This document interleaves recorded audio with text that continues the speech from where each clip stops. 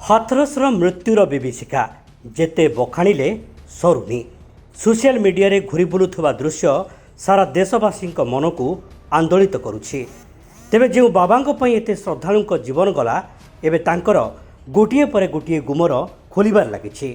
ଭକ୍ତଙ୍କ ପାଖରୁ ଗୋଟିଏ ବି ଟଙ୍କା ଦାନ ଆକାରରେ ନେଇନଥିବା ଦାବି କରୁଥିବା ବାବାଙ୍କ ପାଖରେ ରହିଛି ଅନେକ ଗୁଡ଼ିଏ ବିଳାସପୂର୍ଣ୍ଣ କୋଠା, ଦାମୀ ଗାଡ଼ି ଓ ବଡ଼ ବଡ଼ ଆଶ୍ରମ।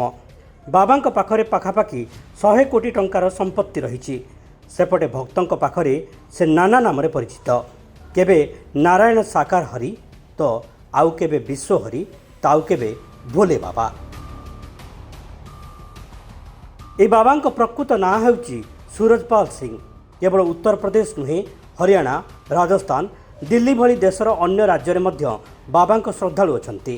ଆଶ୍ଚର୍ଯ୍ୟର କଥା, ଏ ବାବାଙ୍କର ବେଶଭୂଷା ଦେଖିଲେ ସେ କୌଣସି ଦିଗରୁ ବାବାଙ୍କ ପରି ଜଣାପଡ଼ନ୍ତି ନାହିଁ।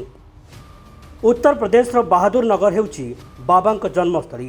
ସେଠାରେ ବାବାଙ୍କ ନାମରେ ଟ୍ରଷ୍ଟ ଓ 20ରୁ 25 ଏକର ଜମି ରହିଛି, ଯେଉଁଠାରେ ଅନେକ ଲୋକ କାମ କରିଥାନ୍ତି।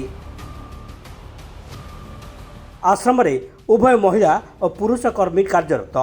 ସୁରକ୍ଷା ପାଇଁ ମହିଳାମାନେ ନିୟୋଜିତ ଥିବାବେଳେ ସମସ୍ତଙ୍କ ପାଇଁ ସ୍ୱତନ୍ତ୍ର ଡ୍ରେସ୍ କୋଡ୍ ରହିଛି।